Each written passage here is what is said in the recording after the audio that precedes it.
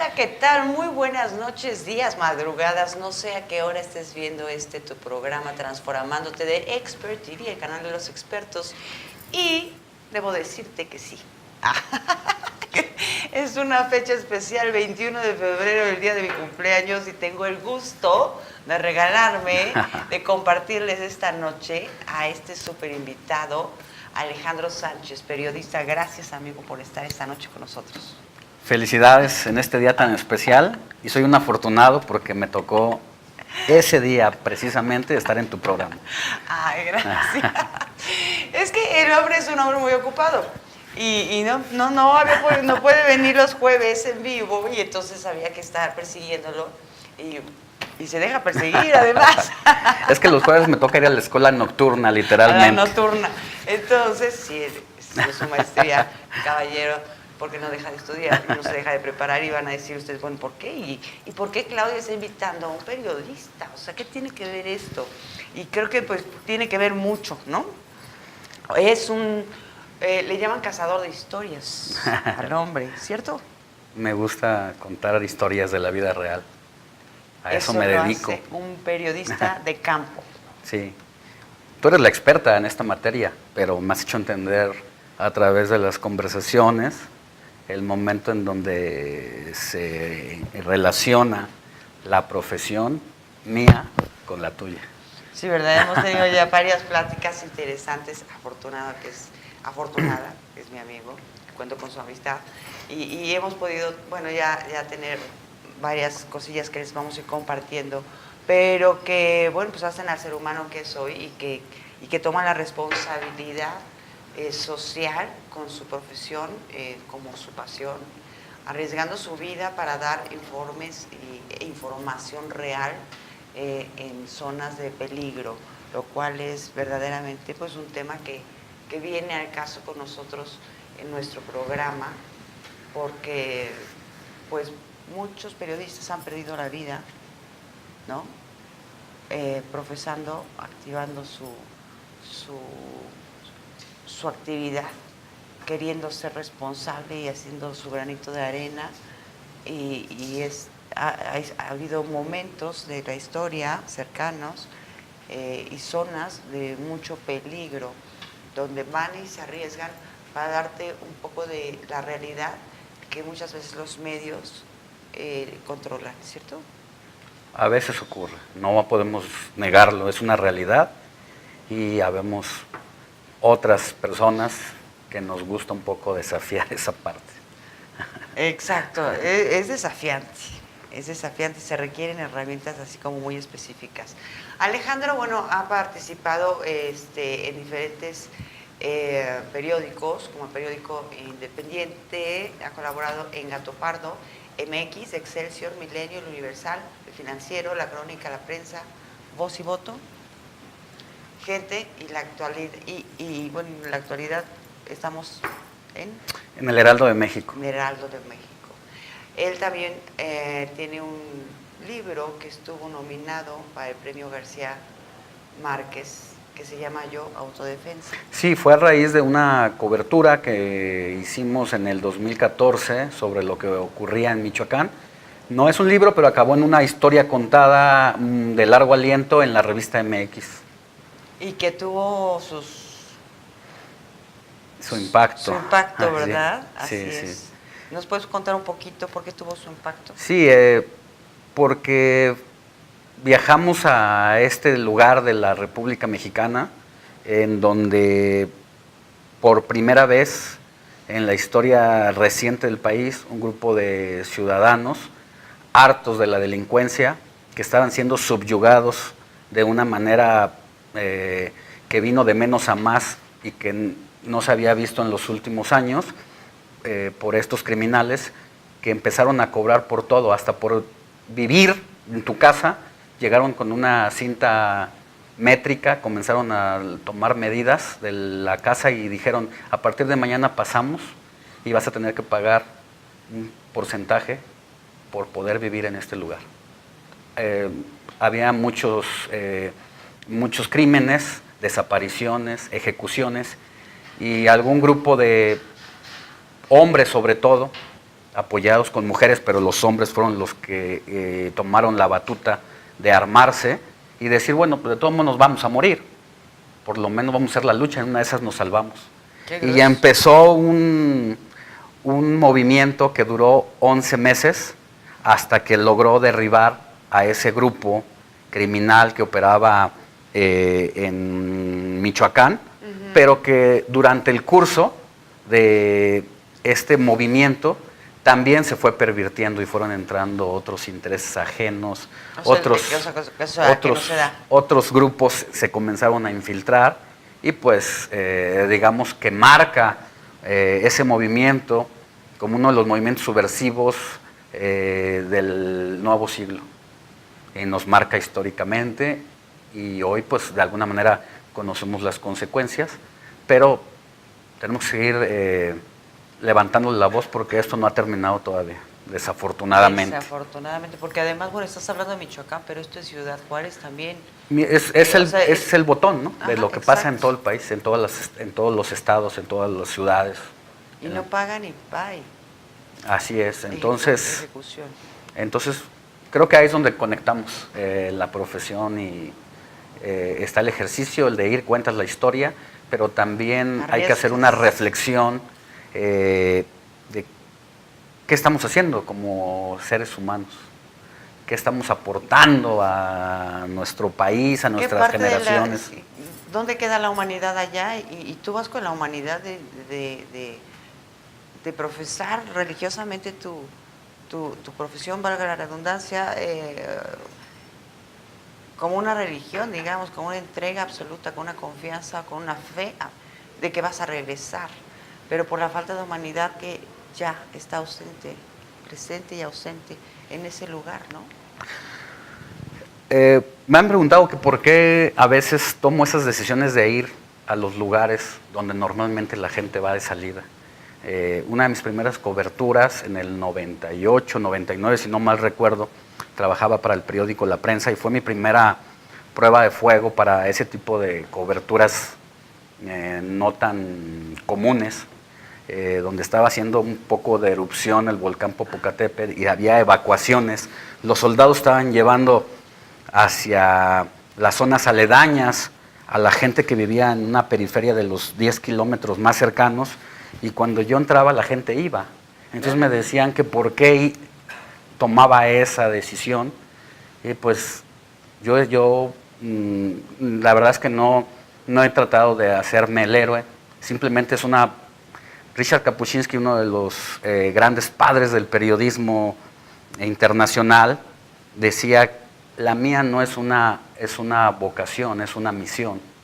Y yo supongo que alguna vez que leí eso, pues me identifiqué con Richard Kapuscinski, y es lo único que yo sé hacer, que puedo explicarme, tengo un montón de interrogantes en la vida, en el mundo, y esa es la manera en que yo veo la situación de la humanidad, de cómo vamos evolucionando, siendo observador y testigo directo de los pedacitos de la historia reciente para poder entender el presente y reformularnos el futuro, darle ruta a esto. Darle otras rutas al futuro, ¿no? Es que a veces nos dicen que es mucho arriesgue y que no se cambia nada, pero con ese pensamiento no hubiéramos salido de las cavernas, seguiríamos viviendo como los vikingos. Sí, ahorita me venía preguntando, el chofer me 29, pero me decía cómo ve lo del cambio ahorita que estamos viviendo. Yo le decía, sin ser partidista, creo que definitivamente es positivo, ¿no? Porque tenemos que hacer todo un trabajo de ciudadanía y de nueva fe y de nuevos proyectos y de nuevas organizaciones, pero si no rompíamos el esquema al que ya nos habíamos acostumbrado, que sabíamos que estaba mal, o sea, que sabíamos demasiado, ya callábamos demasiado, o sea, y era un hurto absoluto y desvergonzado, porque lo era. Ahorita es curioso que pasa, por ejemplo, lo de la gasolina, y nos enojamos porque lo anunciado se está accionando. O sea, ya estábamos tan acostumbrados a que no se accionara y que no hubiera medidas drásticas, que hasta nos enojamos porque no nos estamos dejando robar. ¿No es irónico? Sí, sí. O sea, ¿cómo? O sea, ahora que sí se están tomando acciones reales, no nos gusta. Pero bueno, claro, tomar acciones reales conlleva una serie de circunstancias de ecos, ¿cómo le llamamos? De consecuencias, en fin, que tendremos que acoplarnos y entender y transformarnos nosotros para poderlas acoplar a los nuevos cambios, ¿no? Todo cambio, todo tipo de cambio, desde el personal hasta el impacto que tiene que ver con las sociedades, y no se diga el de las sociedades, genera temor, genera miedo, genera sí, porque es algo no sospecha. Conocido, claro, Es muy fácil vivir en la comodidad en la que zona de uno confort que ya... se habitúa. Cuando rompes esquemas, yo recuerdo alguna vez que dejé de trabajar en un periódico, en uno de los que mencionaste, porque quería ser un agente viajero para comenzar a experimentar más este tipo de coberturas, pues me decían que estaba loco porque estaba renunciando a un seguro médico de gastos mayores, a un salario fijo, y me decían que me estaba aventando como a un vacío sin paracaídas, porque yo no tenía enfrente una propuesta nueva de trabajo, pero simplemente era algo que yo quería experimentar y que quería vivir y no tuve miedo. Y ayer una amiga periodista me hablaba, precisamente más jovencita, para decirme qué debería de hacer. Y yo le dije, yo no tengo la respuesta, esa la debes de tomar tú. Lo único que yo te puedo aconsejar es que la decisión que tomes sea firme y no tengas miedo, no titubees, porque si crees que vas a dar ese cambio, ese salto a un cambio, pero tienes miedo, no vas a ir para adelante. Entonces, en México en este momento está pasando eso. Yo quiero, siempre que hablo de estos temas, trato de hablarlos con las personas correctas. ¿Y qué es correcta? Pues que no lo vea desde un punto de vista partidista. No me importa si es el PRI, si es el PAN, si es el PRD, si es Morena. Lo que me importa es saber el síntoma en el que está viviendo México en este momento. Y algo que hay que reconocer es que, tú bien dijiste hace rato, es algo que veíamos como consecuencia cotidiana, la situación en la que se encuentra el país. Uno ya lo ve en la esquina de su casa, en el edificio del departamento del vecino, o si no es que, peor aún, con un familiar, porque algo ocurrió, algo pasó, pero ya no podemos salir a la calle con los hijos a jugar en el parque, porque sabemos que ahí está el riesgo. Violencia. Yo quiero verlo como un tema de que algo no está bien, no estaba funcionando, y que nadie o sea, todos lo sabíamos que estaba mal, pero nadie quería reconocerlo, por lo menos nadie de la autoridad de las que habían estado anteriormente. Sí, porque nos exige compromiso también, ¿no? Entonces eso pues no nos gusta. Es más fácil decir que el gobierno o que X o que el representante tiene toda la responsabilidad y no comprometernos a transformarnos ante ese cambio que está sucediendo. Estamos acostumbrados a que prácticamente todas las responsabilidades vengan del gobierno, pero en donde nosotros nos deslindamos también de la gran responsabilidad social que tenemos. Y esto mismo que estamos viviendo es un duelo. Como país estamos viviendo un duelo. Es que yo lo veo así, México está herido. México ha sido violentado, violado, y está en una faceta de recuperación. Y créelo que estamos en una faceta de recuperación, pero tenemos que creerlo. Es como la emisión que les hice ayer. Ayer en la tarde hice una emisión desde la casa que me solicitaron por esta situación de secuestros de las mujeres que se está dando en diferentes modalidades. Comentaba inclusive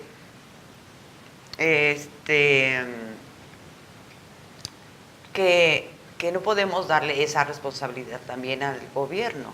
O sea, tenemos que ser conscientes de lo que está pasando.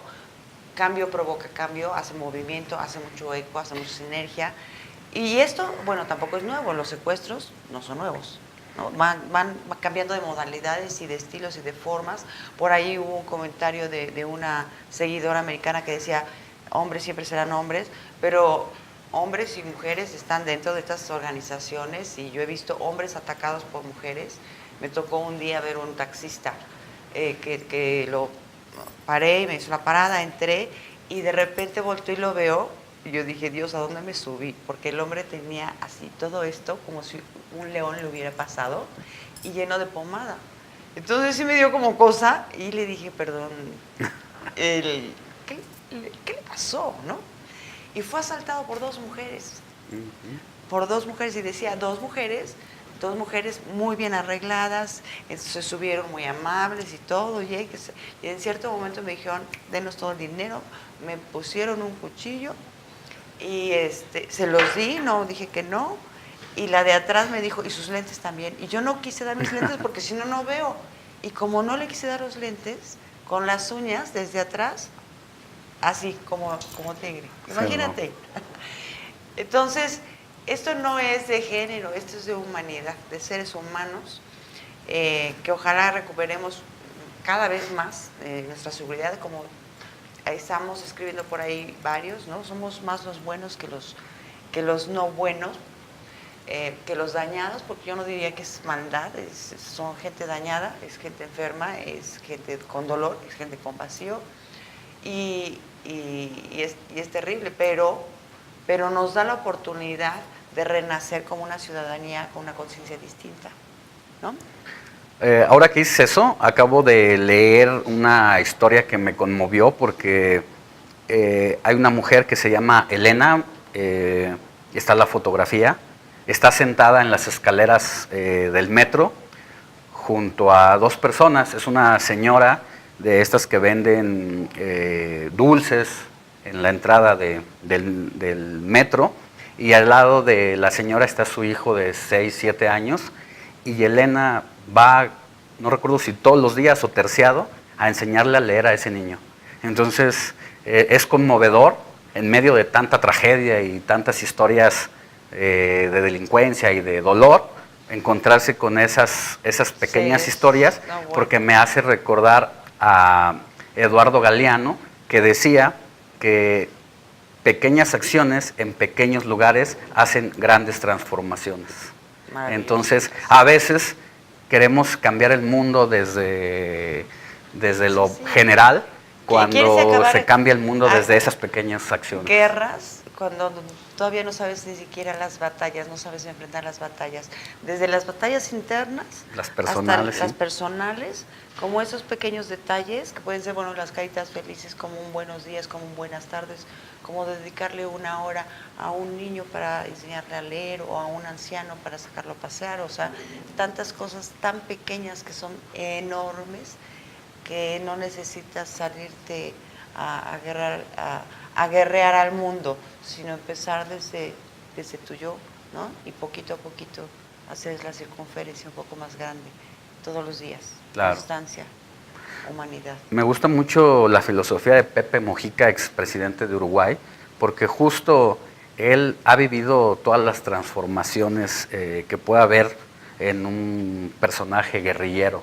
Él fue guerrillero, quiso cambiar su país tomando las armas y yéndose a la montaña para luego bajar y a balazos querer quitar a un presidente de la República. Estuvo preso 14 años, 6 de ellos vivió en un apando, no podía hablar con nadie, se las ingenió para no perder el habla, se ponía hormigas todos los días en la cara y hablaba con ellas. Eso debe detonar algo en una persona. No, bueno. Y con el tiempo, Pepe Mujica llegó a la presidencia de la República por la vía electoral, de la manera pacífica, y pues tiene un montón de reflexiones en torno a ese papel que jugó en la guerrilla, la violencia, y se autocondenó él mismo, se perdonó, resurgió un nuevo Pepe Mujica. Claro, llegas al límite a un renacer verdadero, ¿no? Y hay que escuchar, ya ni siquiera leer, ahí están tiene una voz de poeta, además de que tiene un pensamiento poético, y hay que googlear de vez en cuando Pepe Mujica sobre las cosas más básicas que te va a decir, de una manera extraordinaria, pero dice, son cosas muy básicas, pero profundamente olvidadas por la humanidad. E inspiradoras. Así es. Absolutamente. Entonces, hay personajes como él, que a veces no les prestamos atención y que nos quedamos con otras cosas negativas, y de pronto hay que entender las negativas. Tampoco podemos darles la vuelta, y es parte de mi trabajo, o sea, de ir y ponerlas en la mesa para que discutamos, porque al final uno aprende de sus errores. Las mejores experiencias no son de los aciertos. Yo me he equivocado muchísimas veces en mi profesión. Pero al final de cuentas, bueno, yo siempre digo, dices, he aprendido mucho. Entonces no han sido errores, han sido los conocimientos requeridos de ese momento que a lo mejor no tenías contemplados, pero a los que te llevó tu decisión de seguir navegando. Y vuelvo a lo mismo, no hay equivocaciones. Claro. Viene el conocimiento adecuado al que ya estás listo, pero que no, a lo mejor no estabas alerta como para recibirlo, pero ya estabas listo para recibirlo. Y te reencamina con mucho más claridad, ¿no? Sí, la clave ahí es no rendirse y no bajar los brazos a la primera. No, pues de que no los has bajado, no los has bajado. O sea, porque Las mieles del poder es otro de sus libros, ¿verdad? O sea, y no se va con personajes pequeños, sino se mete con los grandes y a investigar, y esa fue otra de las grandes publicaciones que tuvo en el 2012. 2011 salió este libro, un libro que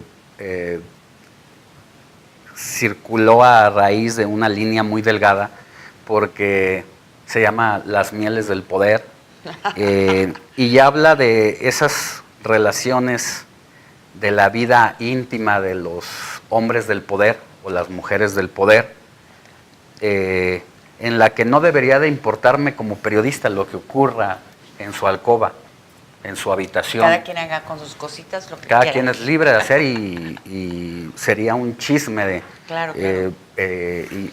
y sería antiético involucrarme en esos temas.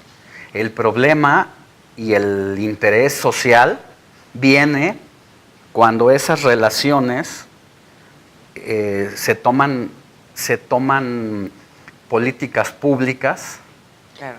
o se toma dinero que no es tuyo para quedar bien con la persona con la que quieres quedar bien, y eso tiene un impacto público. Fondo público. Y ahí se pierde ese límite del respeto a tu intimidad. Del respeto a tu intimidad, porque tú estás abusando la intimidad del poder. De ambos, ¿no? Claro, entonces, de la ciudadanía ese libro precisamente entra en esa coyuntura, y pues tratamos de explicar y de poner en la mesa el papel de ciertos actores y la implicación que tuvo cada una de sus decisiones o de sus vidas amorosas que impactaron en la vida pública, y cómo nos afectó o nos impactó o desvió los escenarios, que al final de cuentas debería ser la parte de la gobernanza. La gobernanza existe, nos ha costado tanto sangre y vidas como para tratar de ponernos de acuerdo de cómo vivir mejor. Claro. Y que entonces pues tenemos el periodista en estos temas que aparentemente parecen muy de la vida privada, no es cierto. Sí, ya cuando atañen y roban o toman recursos de donde no deben, pues efectivamente deja de ser su intimidad para volverse nuestra intimidad, ¿no? Claro, el periodista no solamente tiene derecho a meterse en esos asuntos, sino tiene la obligación de hurgar, de meterse para explicar ¿Cuánto la te situación. expones ahí con esos personajes, mi querido? Pues no sé, por fortuna, nunca he sido amenazado ni he recibido ningún tipo de señal. Sé que a veces, obvio, no le gusta a los personajes, no les gusta verse reflejados, verse en el espejo, de saber quiénes son, porque ellos mismos a veces se espantan. Claro. Dicen, ay, este soy yo, ese eres claro, tú. Cuando eres una persona, bueno, un reportaje, un artículo espejo, una persona espejo, ¿no? Ya no la quieres ver, es como tapar el espejo de la casa con una sábana para que no te recuerde ciertas cosas, y así le dejas de hablar al periodista, al amigo, al familiar, a quien sea, ¿no? Así es, pero pues hay que seguir haciendo el periodismo. Yo recuerdo que cuando yo me inicié en esto, algunos colegas, porque me tocó empezar a cubrir temas policíacos, y cada fuente es aquel núcleo de reporteros que cubre cierto sector y que se va especializando. El judicial, el de las relaciones diplomáticas, el de educativas. Y a mí me tocaban los temas inicialmente de policía y escuchaba muy a menudo los periodistas mayores con los que a veces pues, me relacionaba porque era el día a día y me decían, se sentían muy honrados de ser periodistas porque decían que el periodismo era el cuarto poder. Y a mí siempre me quedó la duda, y yo siempre discutía eso con ellos y les decía que no, que el periodista no puede sentirse el cuarto poder, porque es esa relación del cuarto poder, estamos hablando de esa cultura del negro durazo que empoderaba al periodista, que le daba regalos, que lo congraciaba para que pudiera hablar bien. Entonces, por fortuna, a mí cuando me toca nacer como periodista, pues me toca en un momento clave de la historia de México, donde el PRI en su primera etapa estaba haciendo, pues iba en declive con aquello que un escritor decía que era el PRI era la dictadura perfecta. Cambiaron muchas cosas, ¿no? Tenemos muchos desafíos por delante, pero nunca me tocó de esa generación en donde a la primera te sobornaban o te querían congraciarte. Por fortuna no he batallado con eso, soy responsable de todas mis decisiones periodísticas, pero por fortuna igual me han mandado señales, pero las he sabido detener. Y yo decía que no, que el periodismo no es el cuarto poder, el periodismo es el contrapoder y es el que ayuda al equilibrio.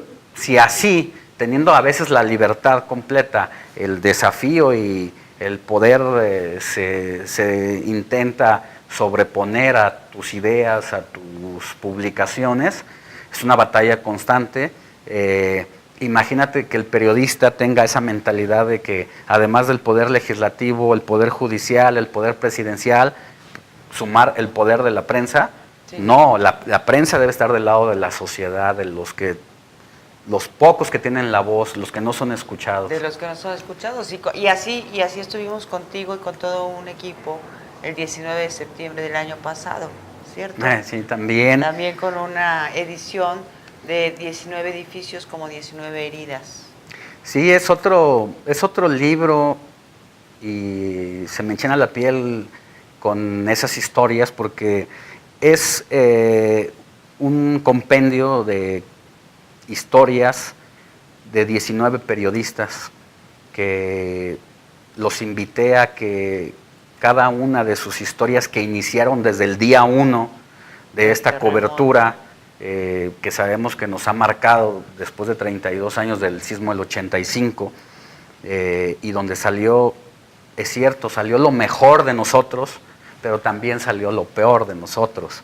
Y este libro, más allá de la denuncia pública, de pedirle al reportero, tú ya cubriste, ya estuviste ahí, ya contaste las historias, ya fuiste al lugar, regresa meses después para saber qué pasó con esas familias, qué pasó con esos funcionarios que manejaron los recursos, qué pasó con la sociedad civil que se organizó. Y entonces nos encontramos muchas contradicciones. Nos encontramos con esa sociedad civil que se organizó, pero luego se desorganizó, con esos funcionarios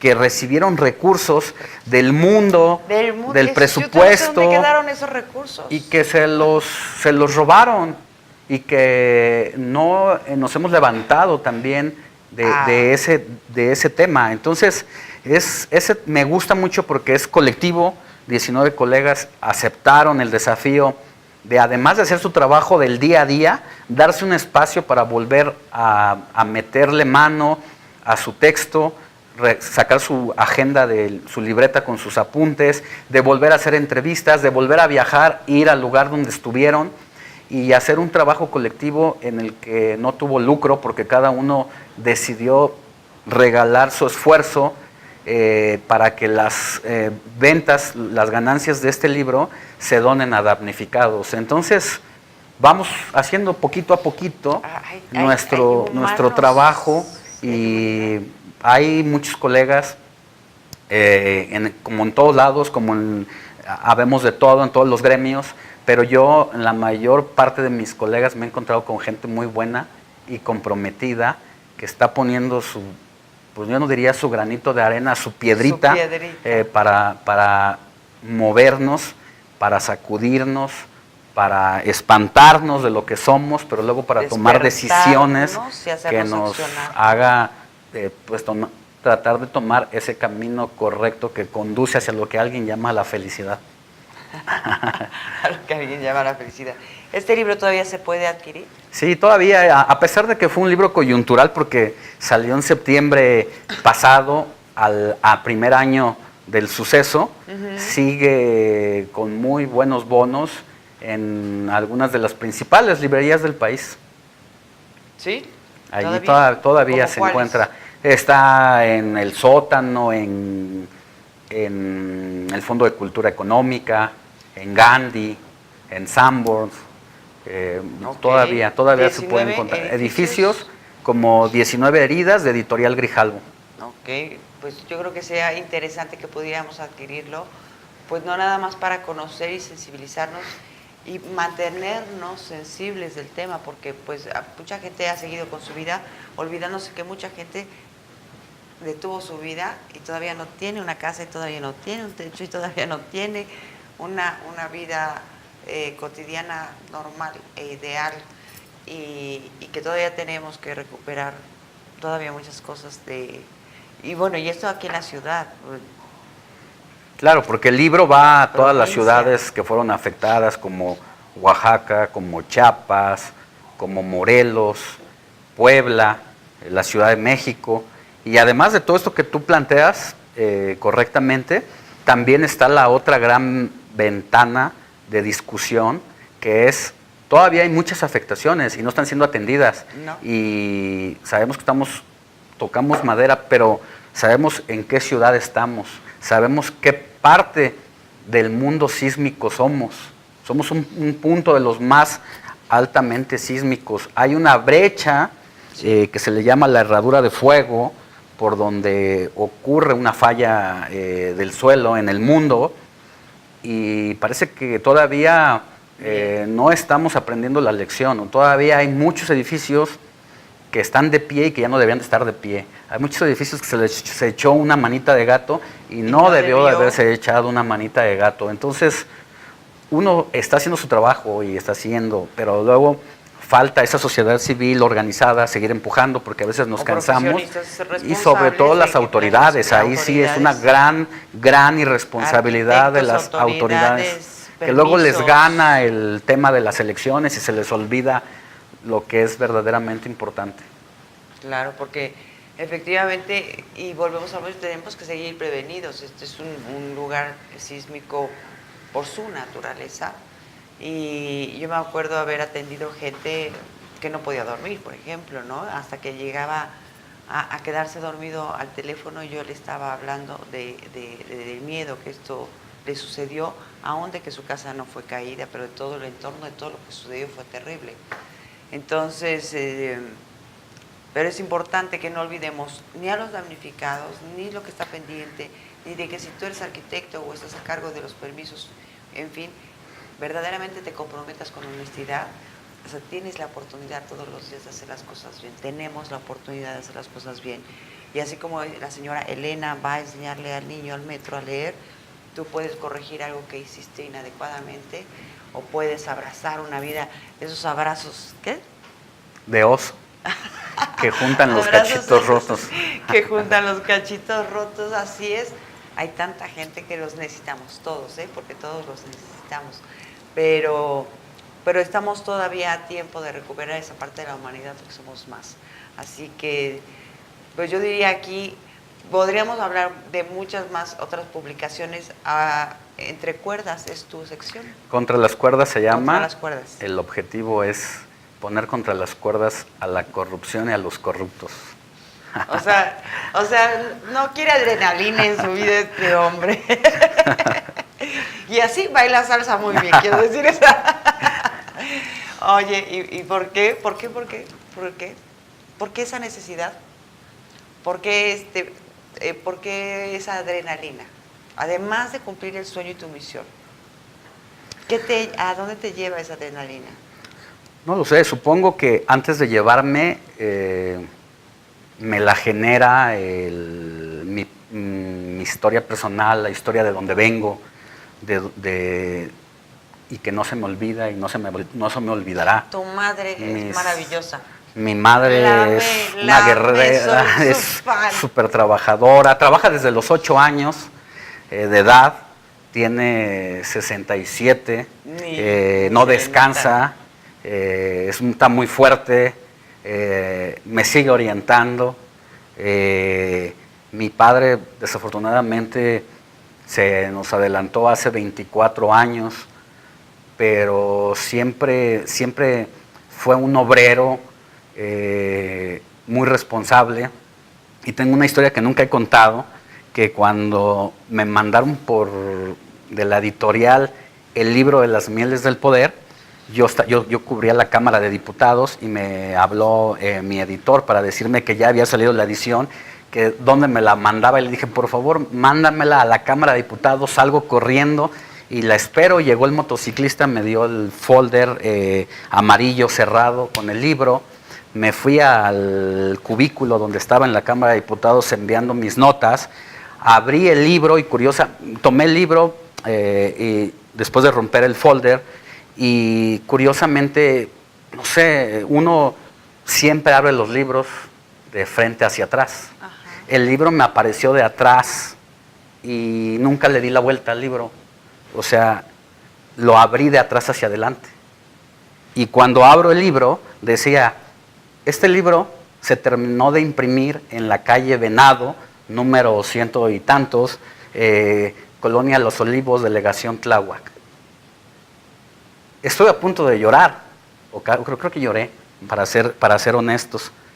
En esa dirección, en esa litografía trabajaba mi papá.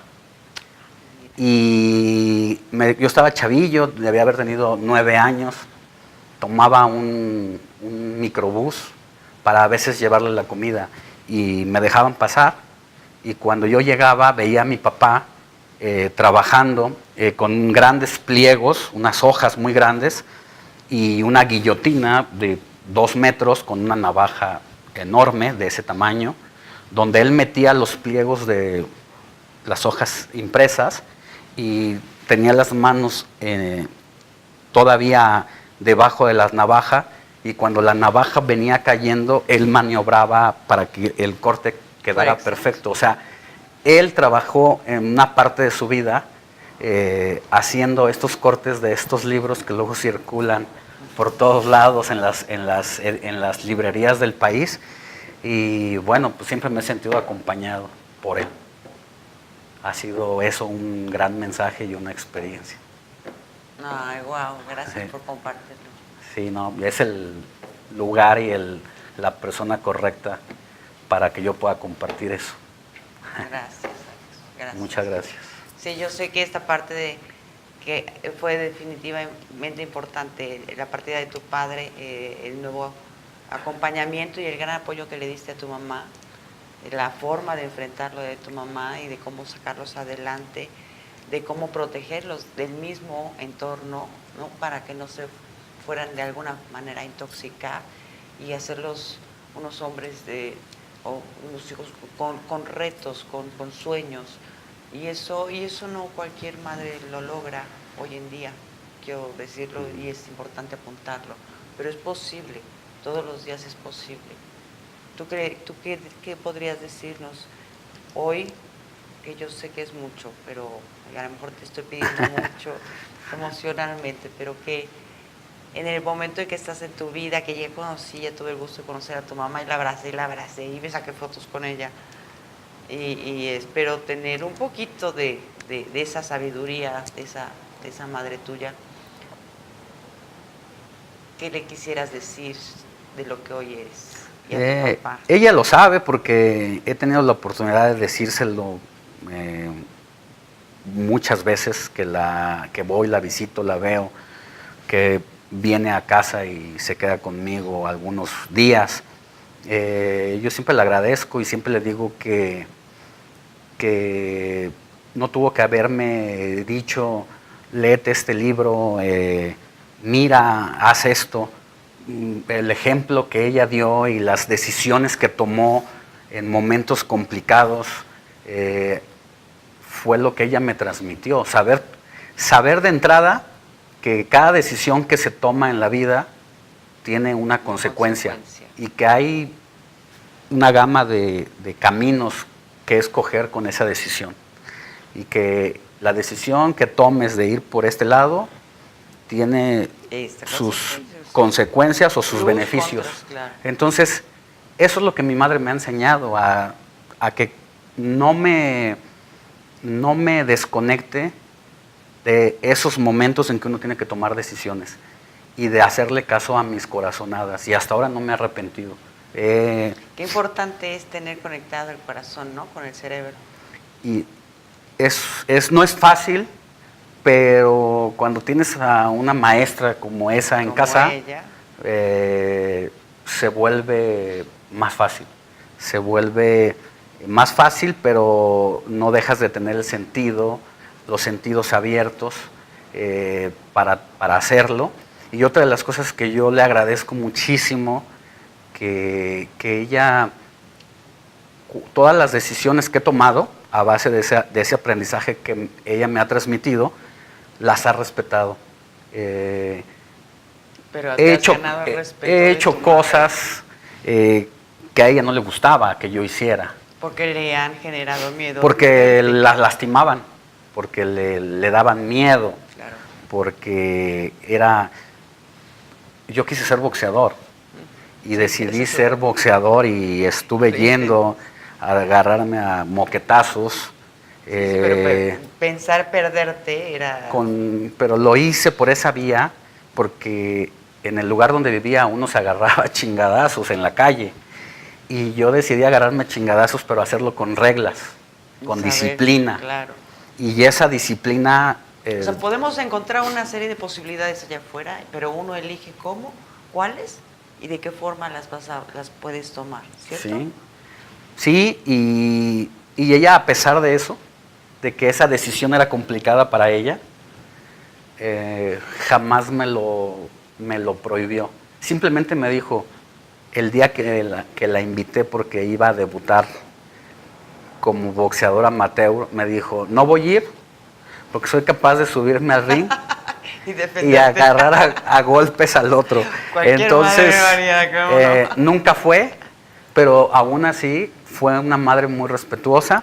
De ahí a la fecha ha sido respetuosísima y yo siempre le digo, madre, discúlpame, porque sé que a veces en donde ando, en las coberturas, ella seguramente, lo sé por mis hermanos, está preocupada, a veces no duerme bien, pero ha sido, no solamente ha respetado, sino que me ha alentado a que yo haga lo que me gusta. Con ese respeto ha alentado, continúes con tu pasión, entregando tu pasión y cumpliendo tu misión. Sí, con todos mis hermanos igual, con mis sobrinos ahora.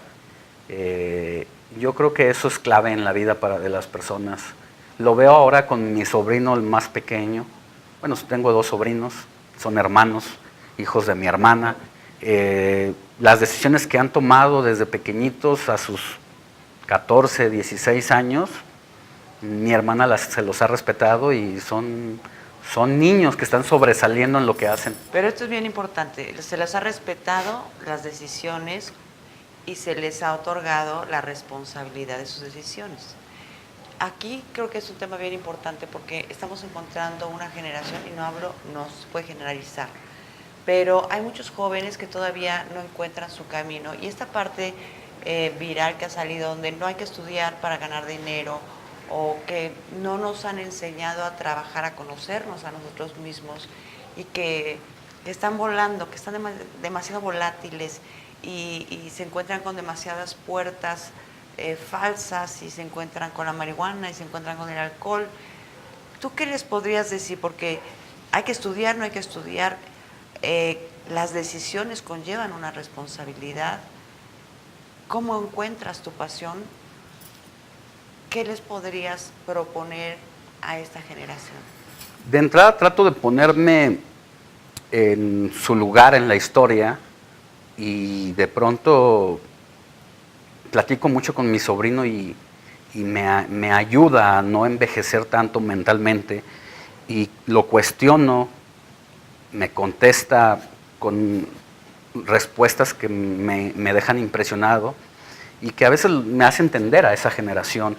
Y yo haría lo mismo, porque me conozco y solo que a mí me tocó vivir otra época. Sí, claro. Y al final hice lo mismo en su respectiva circunstancia de la historia.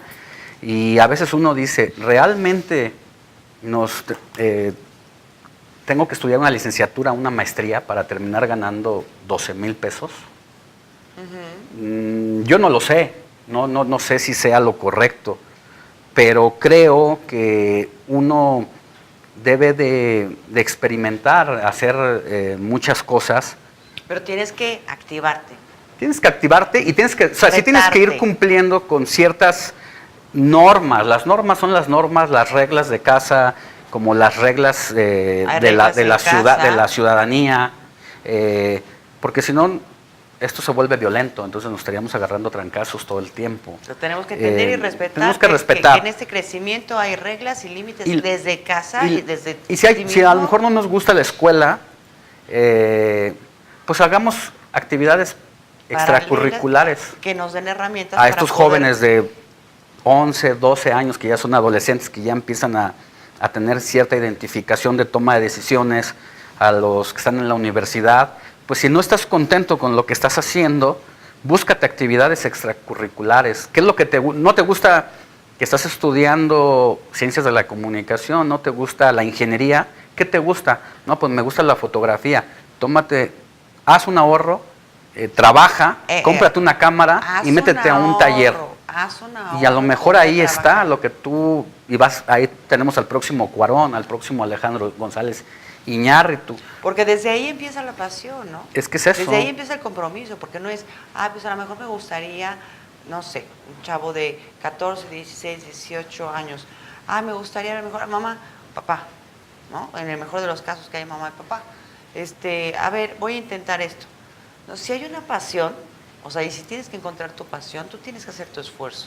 Tú tienes que ensuciarte las manos con la tierra y cavar, ¿no? Como para buscar la semilla, o para buscar dónde vas a encontrar, sembrar la semilla, o para buscar dónde está la raíz. O sea, es un trabajo personal, ¿no? Tú tienes que hacer tu ahorro, tu compromiso, tu esfuerzo para poder valorar esa lucha que se empieza desde ese momento. Sí, y tienes que aprender a negociar también. Jorge, mi sobrino de 17 años, hace un año, cuando tenía 16, pudo negociar con su padre esto. A él le gusta mucho el cine, le gusta mucho la fotografía, por eso tomaba el ejemplo, porque lo vi con él directamente. No le gusta tanto la escuela, al menos esa parte del tronco común. Y negoció con su papá que le pudiera prestar para comprarse una cámara, con el compromiso de que lo que pudiera producir con ese equipo le iba a pagar a su papá. Y ahora tiene 17 años y ya hace sesiones de fotografía a modelos, a influencers, a youtuberos, y está a punto de terminar de pagarle a su papá esa cámara y ese equipo que luego que compró una máquina donde hace producciones también audiovisuales, porque encontró su pasión, porque encontró el vehículo y encontró el apoyo. A lo mejor no todos tienen el apoyo. Yo en su momento no lo tuve, pero sí, bueno, tenía que trabajar. Toca y hay quien no nos toca. Pero el punto es que sí tiene que haber un esfuerzo de tu parte y un compromiso de tu parte. A lo mejor habrá padres con los que puedas hacer los acuerdos de una u otra forma, pero el compromiso con quién es, pues finalmente contigo, ¿no? Sí, y conozco muchos jovencitos igual que se van a trabajar los fines de semana a los tianguis, a vender ropa con el vecino, aunque luego pues tengan que llegar en la noche y hacer tareas, pero eso es lo que nos hace que la sociedad se mueva para bien, porque estás ocupado en lugar de estar en el... Hay una frase de un novelista, Carlos Velázquez, que escribe temas súper crudos, pero con una sensibilidad y una y una fuerza en cada una de las frases y palabras que maneja, que dice, aquel que vive en un barrio y no domina el barrio te traga. Y es verdad, habemos muchas personas que Claro. vivimos situaciones difíciles, pues por el contexto, por muchas relaciones en el barrio, Sí, o sea, y que físico-moral. se juntó, o sea, la asesoría de los papás, el que siempre te tuvieron vigilados, el que nunca se Sí, desentendieron. el que estén atentos de ti no quiere decir que te quieran manipular la vida, sino, oye, qué padre que tienes a alguien que está atento porque se preocupa por ti. No es, y claro, también exponerlos al mundo, porque si también los cuidas demasiado, los vuelves vulnerables, ¿no? Sí, hay una sobreprotección y entonces no aprenden a tomar estas decisiones. Sí, claro, y cada vez se pierden más. No es fácil ser papá, yo por eso no soy papá. Ándale. Hay una frase que dice, decían por ahí, es que los niños de ahora que son distintos, ¿no? Y yo sí quisiera, precisamente con todo esto que hemos platicado, los niños de ahora no son distintos, el mundo es distinto. El mundo es distinto y los niños se han adecuado a lo que nosotros nos hemos acostumbrado o nos hemos acomodado para funcionar. Pero los niños siguen siendo niños y siguen requiriendo límites, reglas, motivadores, detonantes, guías, ejemplos. Y yo creo que, pues bueno, un gran ejemplo hoy has sido tú. No, pues muchas de gracias. verdad, muchísimas gracias, Alex, por compartirnos tu pasión, por arriesgar tu vida, por ir a esos lugares con el riesgo de no regresar. Yo me acuerdo en algún momento en un chat donde decíamos, ¿y cómo está? Y sí, no, y ya te habían desvalijado, y ya te habían quitado, y todos así, pues preocupados finalmente, pero pues cuando es tu pasión y cuando es tu entrega y lo haces así de esta manera, siempre va a traer una recompensa humana de mis presentaciones, ¿no? De mis formas. Sí, me hubiera arrepentido de no haberlo hecho, pero siempre he salido, siempre que tomo un autobús o un avión para ir, jamás dudo, nunca, ni siento. Hace no mucho sí sentí como algo, por eso digo que sí hago caso a mis corazonadas. Estaba a punto de irme a una cobertura así de ese tipo y al final decidí no irme. Pero era la primera vez en muchos años y también es porque ya cuando llegas a cierta edad, ya las cosas se ven distintas, la energía la suministras de otra manera. Yo creo que ya me toca hacer otras cosas, tomar cierta distancia, comenzar a vertir la experiencia en una forma distinta, sin dejar de seguir escribiendo, no podría hacer otra cosa. Y hasta ahora me ha funcionado y es algo que el periodismo es una de las cosas las mejores cosas que me han pasado en la vida. Lo mejor que hubieras podido encontrar para hacer. Sí, no podría ser otra cosa, porque a través de mirar el mundo, de salir a la calle, de ver al otro, de ver las situaciones en las que viven unos y en las que viven otro, eso me ha generado muchas preguntas y sigo teniendo más, y de pronto le doy respuesta a unas y se me abren otras interrogantes, pero esa es la vida es así. No soy la única entonces. Oye, es que de repente es como un maremoto de ideas y emociones y dices, por Dios, para en el mundo que me quiere bajar. No, es así y seguirá, y en la medida que nuestra ignorancia creamos que cada vez es menos, no es cierto. Tenemos muchas más preguntas a la vida, pero en otros estadios, en otros escenarios, y bueno, pues es parte de lo que nos toca. Uno va madurando y a mí me gusta mucho platicar unos con... van madurando, otros no, pero pues vamos aprendiendo cada vez cosas distintas. Claro. Y bueno, pues yo creo que hay que seguir haciéndolo, porque si no, uno se queda y se vuelve viejito mentalmente. Sí, no, totalmente esa actitud. Entonces hay que amanecer siempre pensando que vamos a aprender hoy. ¿Y ahora qué nos va a enseñar la vida? Así ¿no? es. Y dispuestos a aprenderlo. No, y después de tanta gente que se ha especializado en tanto, que le ha entregado años a responderse una pregunta. O sea, yo lo veo con maestros académicos que han dedicado 10, 5 años a meterse en un tema y luego explicarlo. Voltearlo, y ya cuando lo explicaron, ya está cambiando la vida, el escenario. Pero eso es lo que nos hace evolucionar. Entonces, no podemos perder el tiempo. No podemos, o sea, hay que descansar, hay que dormir. A mí me gusta dormir mucho. No hay tiempo perdido, hay que darse su tiempo. Hay que darse es diferente, tiempo. ¿no? No hay tiempo perdido, cada quien en su tiempo perfecto va reaccionando y entendiendo y comprendiendo o comprometiéndose o soltando cosas, porque para eso venimos aquí y es parte del aprendizaje, pero hay que darse su tiempo. ¿No? Hay que reírnos mucho. Exacto. Hay que hablar de bobadas todo el tiempo también. Hay que irse a bailar, hay que irse a tomar un trago y hay que irse con los amigos a seguir escucharnos, a ver qué está haciendo el amigo, qué está haciendo, qué está pintando. Vibrando con el otro, ¿no? O sea, porque volvemos a lo mismo, tecnología maravillosa, pero no hay nada como la sinergia absoluta. Y hay que viajar, aunque sea al pueblito más cercano, que no te vas a gastar mucho dinero.